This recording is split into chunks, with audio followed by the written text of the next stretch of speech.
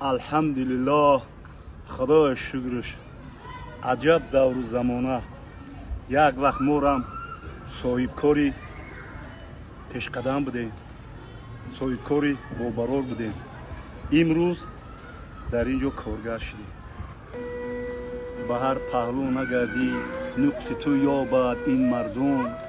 با جز آنان مردند که به پهلوی نمیگردند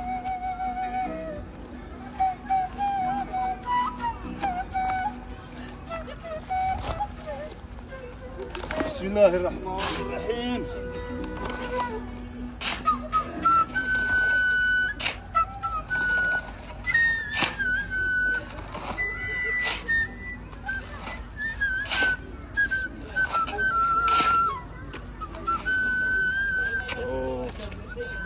امروز بابا رئیس که یاده باشه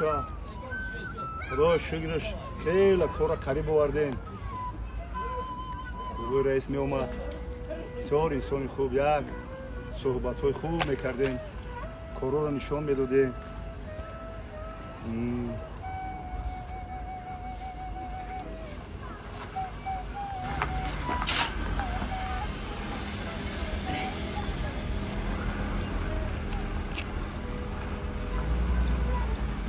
بابا رئیس اومده بابا رئیس اومد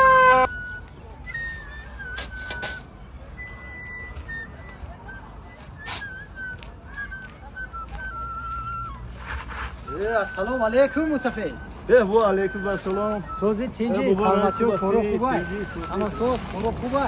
هموندای کار شما دا رحمت بابا رئیس کارو رفته است اخوی رفته است خیلی پیشروی خیلی ریمون کردیم خیلی وای کردیم من عمر با جان کرده دست ساعتی 8 خب خانه رئیس دعوت چی نگیم ما فراموش نکنیم نه شما خانه رئیس یگو معرکه بوده زود روز داره مولود شای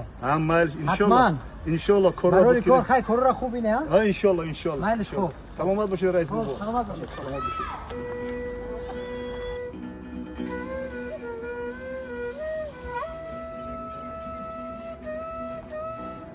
چوکای همه میمونو اومدم اومدگی نه جو خیلی نه یا مسافر موندگی یا مسافر دیسکو کار کنه هم بود دیدن هم دید موندگی باید کاری اومد باشم اینا السلام علیکم نازی تیجی سوزه درسی واسه تیجی سلامتی خوب همین دیکم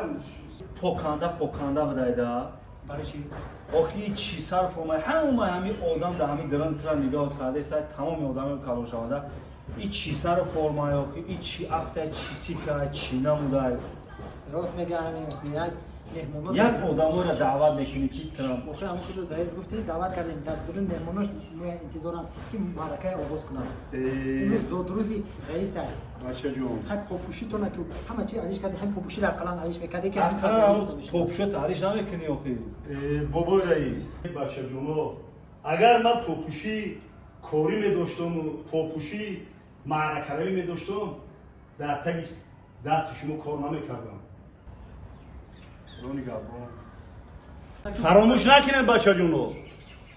مهنت شرف است من هم وقتش ده مثل شما بودم